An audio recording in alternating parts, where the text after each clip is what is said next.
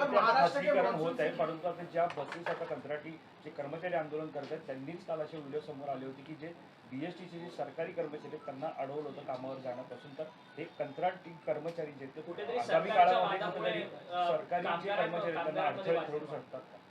मला एकच कोणाचा तरी प्रश्न कळलेला.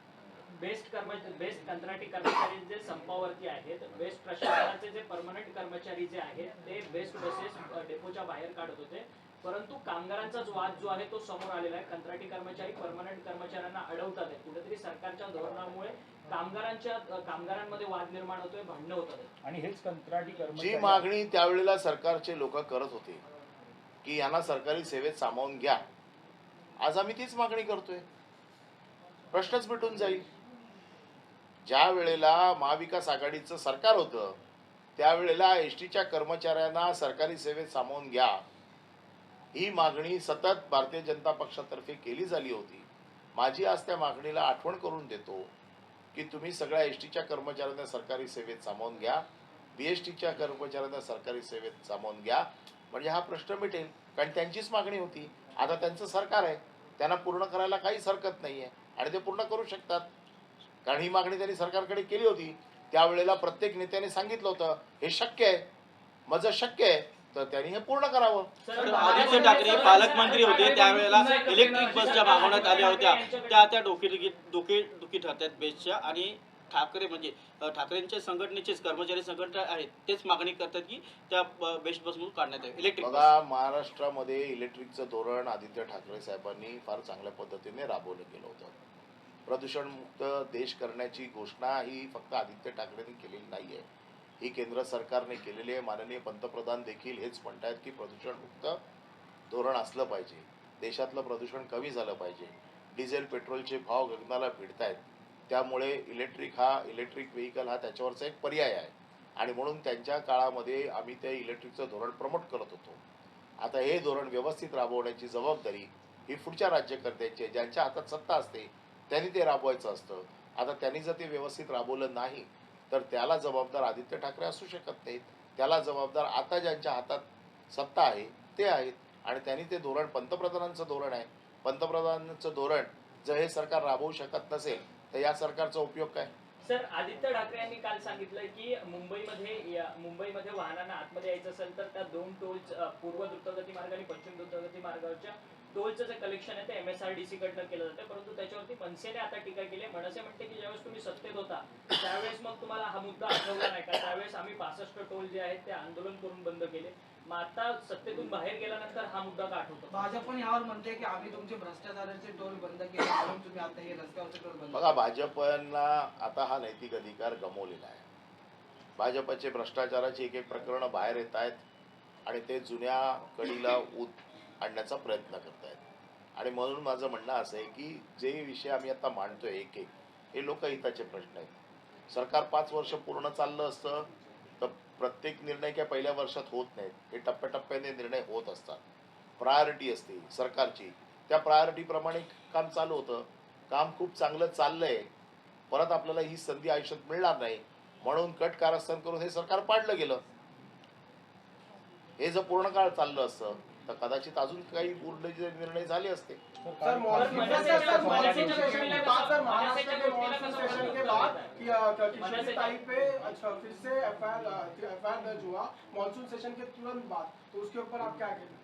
देखो, ये जो आरोप जैसे मैंने बताया, जैसे मेरे ऊपर आरोप हुए हैं वैसे किशोरी के ऊपर आरोप हुए हैं, इसकी जांच होगी. उस जांच में सब सच जो है बाहर निकल के आएगा. लेकिन जब सच निकल के आएगा और उसमें अगर कोई फैक्ट नहीं होता है तो ये जो बदनामी होती है, मैं आज आपको वही सवाल पूछने के लिए यहाँ पर बुलाया हूँ कि इस दरमियान जो बदनामी होती है उसका हर्जाना कौन देगा? सर, पक्षप्रमुख उद्धव ठाकरे, राज ठाकरे यांच्यामध्ये चर्चा होण्याची शक्यता आहे. त्यांनी फोनवर बोलणार असं म्हटलंय. नाही, मला माहित नाही. तुमच्याकडे काय माहिती असेल तर मला याच्या बाबतीतली काही माहिती नाही. सर, आणि यालाच धरून असा प्रश्न आहे की काल मनसे नेते संदीप देशपांडे म्हणतात की जर फोन करायचा असेल तर गाजावाजा कसायला पाहिजे. पण मला एक गोष्ट कळत नाही की हा गाजावाजा केला कोणी? हे मीडियातनंच बातम्या येत आहेत. ना उद्धव ठाकरेंनी कुठे सांगितलं मी फोन केला, ना राज ठाकरेंनी सांगितलं की मला कोणाचा फोन आला. हे तुमच्यापैकीच कोणतरी फोन करून सांगत असेल. बट सर क्या बातचीत अगर करते हैं तो क्या साहब तैयार है, क्योंकि बाला साहब के स्मारक अरे का आप मुद्दा है। मुझे क्यों पूछ रहे हो? वो दो लोग जो बड़े लोग हैं वो आपस में डिसाइड करेंगे ना। ना उन्होंने दोनों ने किसी ने कहा है, ना उद्धव ठाकरे ने कहा है, ना राज ठाकरे ने कहा है, तो आप क्यों कनेक्शन जोड़ रहे हो? तुम्ही किरीट सोमय्या यांनी केलेल्या खोट्या आरोपांवरती अब्रू नुकसानीचा दावा दाखल करणार आहात, त्यासाठी फाईट देखील करणार आहात. परंतु तुमच्या प्रकरणामध्ये आणि इतर जे आरोप करतात नेत्यांवरती एक मीडिया ट्रायल देखील खूप मोठ्या प्रमाणात करण्यात आले. जे चॅनल्स या संदर्भात होते त्यांच्या विरोधात तुम्ही कारवाई करणार आहात का किंवा काही? नाही ही तुमच्या जेव्हा काही ही सहभाग जेव्हा ही जेव्हा ही जेव्हा सुनावणी येईल त्यावेळेला ज्या चॅनलवरनं बदनामी झालेली आहे त्या चॅनलला देखील कोर्टामध्ये उत्तर द्यावं लागेल ना, की त्यांनी कुठली सत्यता तपासून बघितली आणि त्याच्यावरती ही ट्रायल चालवली. सर, दिल्ली के सदन में नो कॉन्फिडेंस मोशन होने लगा है. शिवसेना की तरफ से डॉक्टर श्रीकांत शिंदे वहां पर भाषण करने वाले हैं. क्या आपको वहां पर पूछा गया था कि आप भाषण करेंगे नहीं, या आपके गुट को वहां पर मान्यता मिली है नहीं मिली है, इसके ऊपर कोई चर्चा हुई है? नहीं, उसका निर्णय तो लोकसभा में होगा और उसके बारे में जवाब वहाँ के गठन नेता है वो देंगे. इस बारे में बिजली पर या नहीं, मुझे उसके बारे में ज़्यादा जानकारी नहीं है. लोकसभा के जो हमारे गठन नेता है विनायक राउत, वो इसके बारे में ज़्यादा जवाब दे सकते हैं. थँक्यू. फक्त ते शेवटचा मुद्दा अतिशय की गेल्या काही वर्षामध्ये भाजपचे माजी खासदार किरीट सोमय्या यांनी माझ्यावरती जे खोटे आरोप केले होते साई रिसॉर्टच्या संदर्भात, आणि मी त्या दिवसापासून सांगत होतो की साई रिसॉर्टशी माझा कुठलाही संबंध नाही. मी साई रिसॉर्टची जमीन विकलेली होती आणि त्याचा माझा कुठलाही संबंध नाही. आणि या संदर्भात किरीट सोमय्या यांनी वारेमाप आरोप माझ्यावर केले होते, खोटे आरोप केले होते. त्यांनी राज्यपालांकडे माझी तक्रार केली होती. राज्यपालांनी लोकायुक्तांना निर्देश दिले होते आणि लोकायुक्तांच्या समोर जी सुनावणी झाली त्या लोकायुक्तांच्या सुनावणीचा काल निर्णय आलेला आहे आणि लोकायुक्तांनी त्याची जी याचिका होती ती फेटाळून लावलेली आहे. लोकायुक्ताने स्पष्ट सांगितलेलं आहे की अनिल परब यांचा या रिसॉर्टशी काही संबंध नाही. हे रिसॉर्ट सदानंद कदम यांचा आहे. सदानंद कदम हे लोकसेवकाच्या व्याख्येत बसत नाहीत. त्याचबरोबर जी मागणी वेगवेगळ्या प्रकारची मागणी लोकायुक्तांकडे किरीट सोमय्या यांनी केली होती की आपण सगळी या प्रकरणाची चौकशी करावी, वेगवेगळे गुन्हे दाखल करण्यासाठी आदेश द्यावेत, या सगळ्या गोष्टी लोकायुक्तांनी फेटाळून लावलेल्या आहेत. त्याचं हे जजमेंट काल आलेलं आहे. म्हणजे मी जे सुरुवातीपासून म्हणत होतो की माझ्यावरचे सगळे आरोप हे राजकीय द्वेषापोटी केले जातात, तत्कालीन सरकारला बदनाम करण्यासाठी केले जातात आणि हे आदेश सगळे देण्याचं काम ज्या यंत्रणेने केलं होतं ही यंत्रणा देखील सगळी चुकीच्या मार्गाने अशा प्रकारचे आदेश देते आहे. हे या लोकायुक्तांच्या आदेशाने आज सिद्ध झालेलं आहे. त्यामुळे मी किरीट सोमय्या यांच्यावरती जो 100 कोटीच्या मानहानीचा दावा केला होता त्यांना सांगितलं होतं एक तर तुम्हाला नाक घासून माफी मागावी लागेल किंवा 100 कोटी रुपये मला द्यावे लागतील. मी पुन्हा एकदा हायकोर्टात जाणार आहे की आपल्याला माहिती आहे की याच्या अगोदर NGTने देखील माझ्या विरोधातलं पिटिशन फेटाळून लावलं होतं. आज लोकायुक्तांनी देखील हे पिटिशन फेटाळून लावलेलं आहे. प्रकरण फक्त आता हायकोर्टात एक बाकी आहे, त्याच्यात देखील मला इंटरियम स्टे मिळालेला आहे. त्यामुळे किरीट सोमय्या यांच्यावरचा दावा हा माझा अतिशय घट्ट आणि मजबूत होतोय आणि तो दावा पुन्हा एकदा मी न्यायालयाकडे जाईन आणि न्यायालयाला सांगीन की या सगळ्या गोष्टींचा विचार करून आपण किरीट सोमय्या यांना योग्य ती शिक्षा द्यावी. लोकायुक्तांनी नेमकं काय काय म्हटलेलं आहे? लोकायुक्तांनी म्हटलेलं आहे की त्यांच्याकडे जी चौकशी करण्यासाठी याचिका केली गेली होती ही चौकशी करण्याची गरज आम्हाला नाही, कारण वेगवेगळ्या अथॉरिटीजने त्याची चौकशी केलेली आहे. त्याच्यामुळे आम्ही त्याची चौकशी करू शकत नाही. दुसरा तरी सगळ्यात महत्त्वाचा मुद्दा जो त्यांनी म्हटलेला आहे तो असा आहे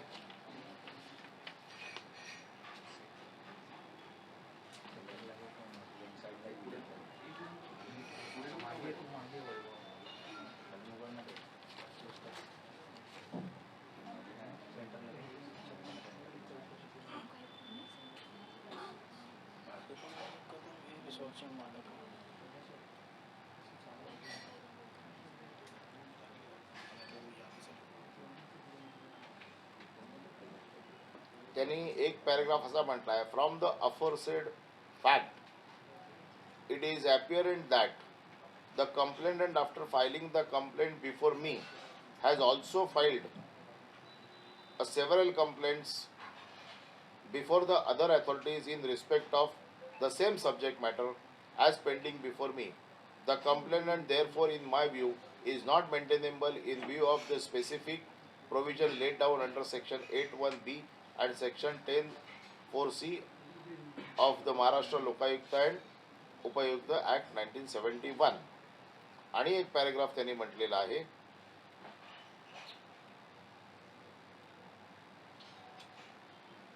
the complaint even otherwise is not maintainable because Sri Sadanan Kadam is the owner of the said property since he has purchased it by registered conveyance in 2020 and therefore he is not a public servant within the meaning of the section 2K of Maharashtra Lokayukta and Upayukta Act 1971. त्यामुळे लोकायुक्ताने अतिशय स्पष्ट म्हटलेलं आहे की various अथॉरिटीकडे complaint झालेल्या होत्या, त्याची सगळी चौकशी झालेली आहे. म्हणजे ज्या ज्या NGT कडे गेली होती, NGTने ते पिटिशन फेटाळून लावलं. CRZ कडे होती, त्या प्रकरण कोर्टामध्ये CRZला त्याला स्टे मिळालेला आहे.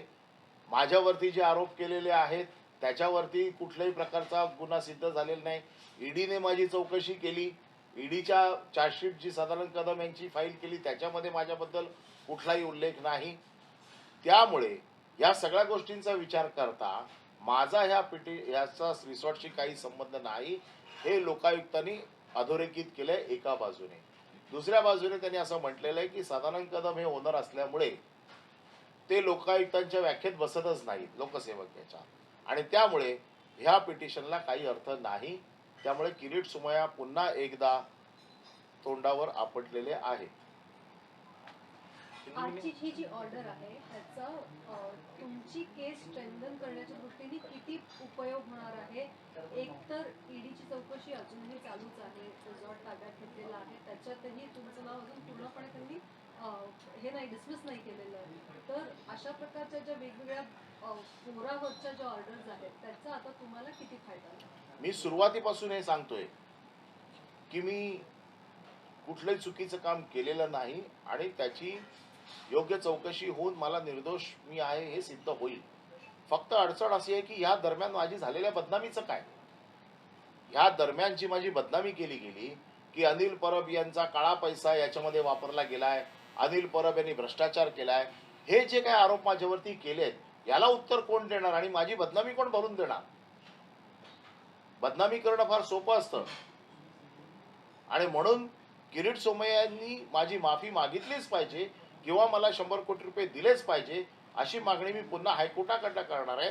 कारण वेगवेगळ्या फोरमवरती जिथे जिथे चौकशी, मी सुरुवातीपासून सांगतोय की मी किरीट सोमय्याला उत्तर द्यायला बांधील नाही. मी उत्तर देईन ज्या अथॉरिटीज मला प्रश्न विचारतील, ज्या अथॉरिटीज मला ज्यांच्याकडे माझे प्रश्न आहेत त्या सगळ्या अथॉरिटीज एक एक एक एक एक एक करत मला त्याच्यामध्ये क्लीन चिट देत आहेत.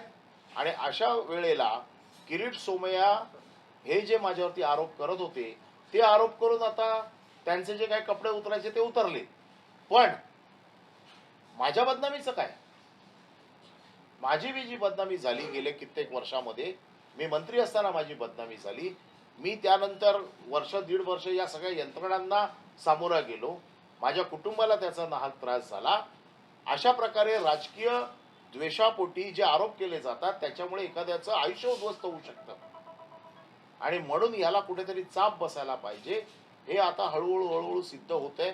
परंतु माझी राजकीय बदनामीचं काय? मला जी काही वर्ष दीड वर्ष जो मानसिक त्रास झाला याची जबाबदारी आता कोण घेणार? किरीट सोमय्या यांनी केलेले जे आरोप होते त्या आरोपांच्या आधारेच ईडी आणि त्यांनी इतर संस्थांनी तुमची चौकशी केली होती. ते ईडीच्या विरोधात आता काय करणार आहे? नाही, त्यांची पण चौकशी पूर्ण होऊ देत ना, सगळं पूर्ण होऊ देत. याचा एकदा सगळा सोक्षमोक्ष झाला, मी पुन्हा इलेक्शन कोर्टाकडे तर मी गेलेलोच आहे. पुन्हा आता मी अर्ज करीन की या सगळ्या NGT वरती मुळात माझ्यावर आरोप काय होता? मुळात त्या पिटिशन कशाचं होतं की त्या रिसॉर्टचं पाणी समुद्रात जातं, इथपर्यंतच मर्यादित आरोप होता तो. त्याच्यावरती पोल्युशन कंट्रोल बोर्डाने स्वतःचं मत दिलं की रिसॉर्ट चालू नसल्यामुळे पाणी जात नाही. दुसरी गोष्ट म्हणजे त्याच्या बाबतीमध्ये पोलिसांनी रिपोर्ट दिला, त्याच्या बाबतीत ईडीचे अधिकारी गेली, त्यांनी घेतला, परंतु त्या माध्यमातून वेगवेगळ्या चौकशी आणखीन पूर्णपणे अगदी माझ्या स्वतःच्या बिझनेस पर्यंत जाऊन सगळी चौकशी झाली. हे सगळं जे काय माझं व्यक्ती स्वातंत्र्य आहे ते उद्ध्वस्त करून टाकलं. आता या सगळ्या गोष्टीतनं ज्या वेळेला माझी मुक्तता होते त्यावेळेला माझं झालेलं नुकसान कोण भरून देणार? सर आज तुम्ही किरीट सांगितलं की सोमय्या- स्वतःच्या यांनी परत एकदा आरोप केलेला आहे. त्यांनी आजही एका मुलुंड कोविड घोटाळा प्रकरणात मी आणखीन महाविकास आघाडीच्या लोकांची जे पितळ आहे ते उघडं करेन असं ते म्हणाले. बघा, 100 किरीट कोटींचा तो सोमय्याला घोटाळा होता. नैतिक अधिकार कुठलाच नाही. त्याची जी काही कृत्य आता बाहेर आलेली आहेत, अजून काही येतील, त्याच्यामुळे त्याने नैतिक अधिकार त्याने गमावलेला आहे कोणावरही आरोप करायचा. आणि आपण बघताय की जे आरोप केलेले आहेत त्या आरोपामध्ये किती तथ्यता आहे हे लोकायुक्तांनी आता सिद्ध करून दिलेलं आहे. त्यामुळे अशा प्रकारे वेगवेगळ्या फोरमवरती जे आरोप केले जात आहेत त्याच्यावरती त्याला सगळ्या यंत्रणा, ज्या तपास यंत्रणा आहेत या तपास यंत्रणांकडनं जो गेलेला साक्षी पुरावे आहेत, या पुराव्यामध्ये काही तथ्य नाही असं कोर्ट म्हणते. आता सर तुम्ही का legal तुमच्या notice घरच्यांना पाठवणार? सुद्धा प्रकरणामध्ये ओढण्यात आलेलं होतं. तुम्ही अधिवेशनामध्ये सांगितलं की माझ्या तुमच्या मुलीला देखील या सगळ्या प्रकरणामध्ये पोलिसांकडनं चौकशी करण्यात आली, 4 तास त्यांना बसवण्यात आलं. घरच्यांना कुठेतरी मानसिक त्रास झालेला आहे. नक्कीच घरच्यांना मानसिक त्रास होतो. हा मानसिक त्रास आता माझा भरून कोण देणार हा माझा साधा प्रश्न आहे.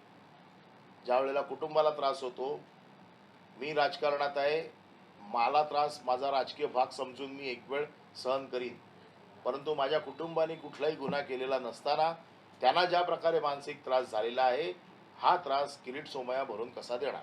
किरीट सोमय्यांना तुम्ही लीगल नोटीस पाठवणार? मी तर कायदेशीर ज्या ज्या गोष्टी करायच्या त्या करणारच आहे. त्याच्या बाबतीत कुठलाही वाद नाही, कारण मी देखील ही लढाई अशी सोडणार नाही. हिंदी में कहियो जीतन अनिल जी आपके संदर्भ में एक लोकायुक्त में मामला चल रहा था, क्या आदेश दिया लोकायुक्त ने वो बताइए. लोकायुक्त ने किरीट सोमय्या ने जो लोकायुक्त के पास में मेरी कंप्लेंट की थी उन्होंने राज्यपाल के पास की थी, राज्यपाल ने लोकायुक्त के पास भेजी थी. उसकी पूरी जांच होने के बाद में लोकायुक्त ने ये निर्णय दिया है कि ये जो मामला है अलग अलग स्तरों पे चल रहा है और अलग अलग स्तरों पे इसका निर्णय हो रहा है, इसलिए ये मेरे सामने मेंटेनेबल नहीं है, इसलिए उसको खारिज कर दिया है. उसके साथ में उन्होंने ये भी कहा है कि ये जो मामला है इसमें इस रिसोर्ट के ओनर ये साधारण कदम है, इसलिए साधारण कदम जो डेफिनेशन लोकायुक्त के फ्रेम में बैठती है उसमें नहीं बैठने के वजह से ये पिटीशन हम डिसमिस कर रहे हैं. इसके साथ ही इस पूरी प्रक्रिया के दौरान आपके परिवार को काफी मानसिक स्थिति का तकलीफ का सामना करना पड़ा, तो आप किस तरह से इस पूरे मामले को आप आगे लेके जाएंगे? मैंने किरीट सोमय्या के खिलाफ हाईकोर्ट में मामला दर्ज किया है डिफॉर्मेशन का. उसमें मैंने 100 करोड़ रुपए या किरीट सोमय्या ने मेरी माफ़ी मांगनी चाहिए ऐसे मैंने मांग की थी. किरीट सोमय्या को देनी होगी क्योंकि एनजीटी ने उसके खिलाफ निर्णय दिया था, आज लोकायुक्त ने उनके खिलाफ निर्णय दिया है. हाईकोर्ट में जो मामला चल रहा है उसमें मुझे प्रोटेक्शन मिला हुआ है, तो ये जो स्तर पे चला है वहाँ पर मेरे बाजू से ये निर्णय आ रहा है. और किरीट सोमय्या को उसकी इस जो मेरे ऊपर जो आरोप किए थे, जो 2 साल से मेरे फैमिली को तकलीफ हुई है, इसका मैं आज आपके सामने सवाल कर रहा हूँ. जो मुझे बदनाम किया गया, जिस तरह से मुझे डिफेम किया गया, उसका हर्जाना कौन देगा? क्योंकि जो मेरे फैमिली को तकलीफ हो गई, मुझे तकलीफ हो गई, मेरी बदनामी हो गई, इस बदनामी को किस तरह से अब इसको किस तरह से दुरुस्त किया जा सकता है, ये मेरी आज आपके सामने मांग है. और इसलिए ऐसे किरीट सोमय्या जो लगातार झूठे आरोप करते जा रहे, आरोप कर देना और छोड़ देना, अभी हर जगह पे वो आरोप करते हैं, उसका आगे कुछ होता नहीं है. और ऐसे मामलों को लोगों ने देखिए सीरियस नहीं लेना चाहिए. इसलिए मैं आपके जरिए लोगों से भी ये अपील करता हूँ कि कोर्ट में जाने के बाद में ये मामले खारिज किए जाते हैं, लेकिन उस वक्त उस आदमी की बदनामी होती है.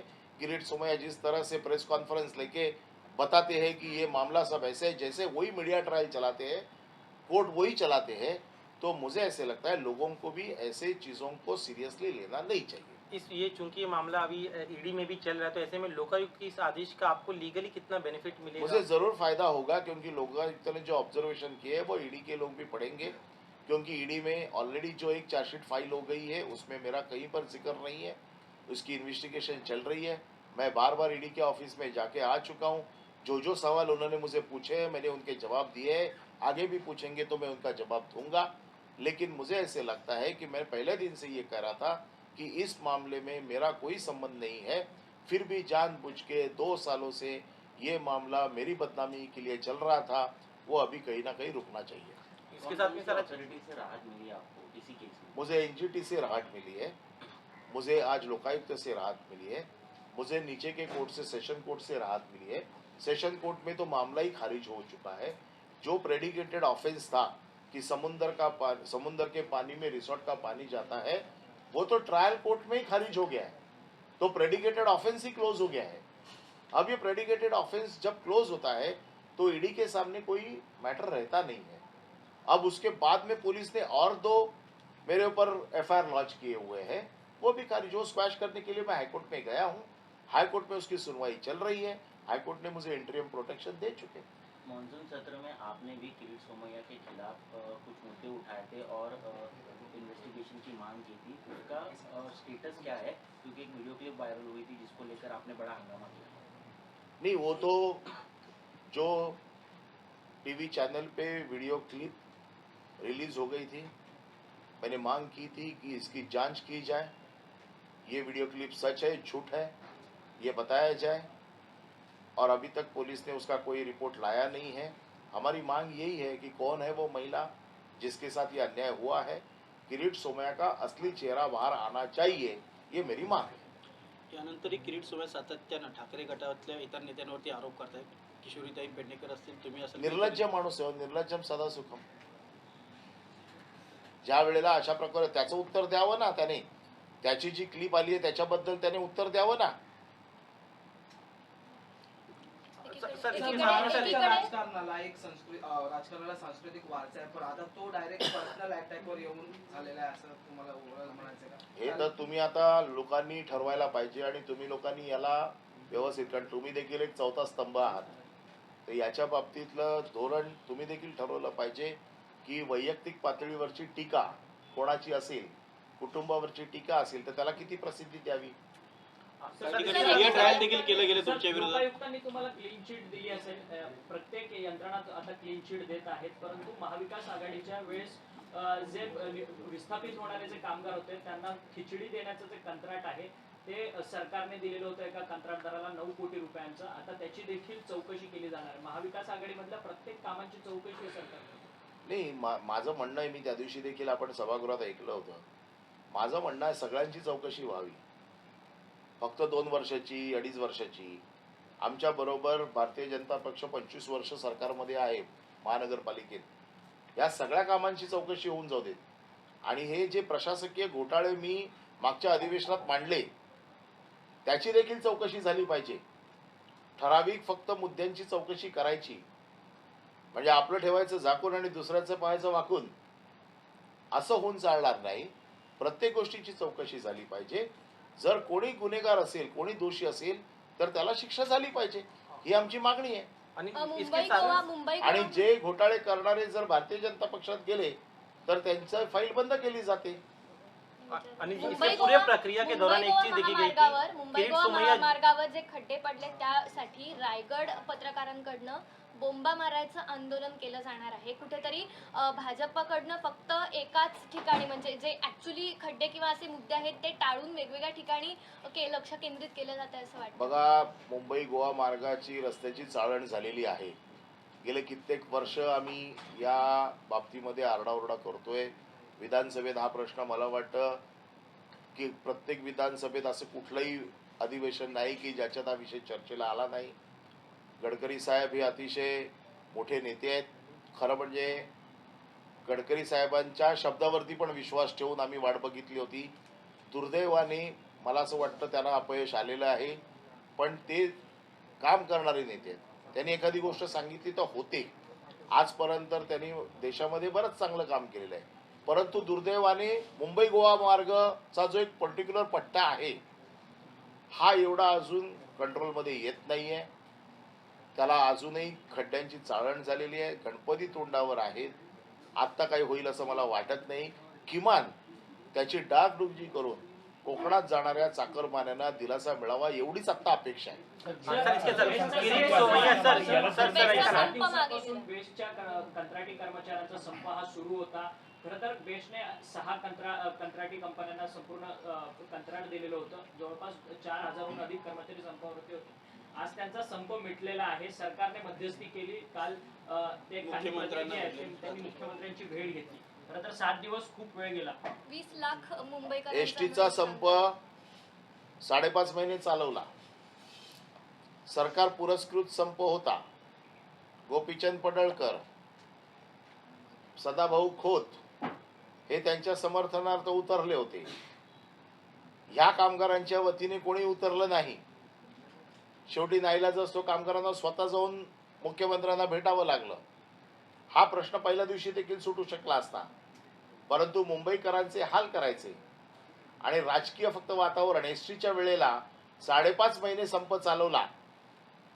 प्रत्येक गेटवर जाऊन भारतीय जनता पक्षाच्या आमदारांनी एसटी बाहेर पडू दिल्या नाहीत. त्यावेळेला लोकांचे हाल होत आहेत हे त्यांना जाणवलं नाही. परंतु सरकारला बदनाम करण्यासाठी, मला बदनाम करण्यासाठी त्यावेळेला संप चालवला गेला. आज एसटीची परिस्थिती आपण बघताय. किती वाईट परिस्थितीत एसटीचे कामगार आहेत. मी तरी त्यावेळेला महाविकास आघाडीच्या वतीने सरकारकडनं पैसे आणून त्यांचे पगार चालू करून दिले होते. सरकारकडने जबाबदारी घेतली होती आणि एसटीच्या इतिहासामध्ये सगळ्यात जास्त पगारवाढ माझ्या कारकिर्दीमध्ये त्यांना दिली होती. परंतु बीएसटीच्या बाबतीमध्ये 6 दिवस मुंबईकरांचे हाल चाललेले आहेत. कोणाला लक्ष द्यायला वेळ नाहीये. शेवटी कामगारांना काल त्यांच्याकडे मुख्यमंत्र्यांकडे जावं लागलं आणि मध्यस्थी करून काल संप संपलेला.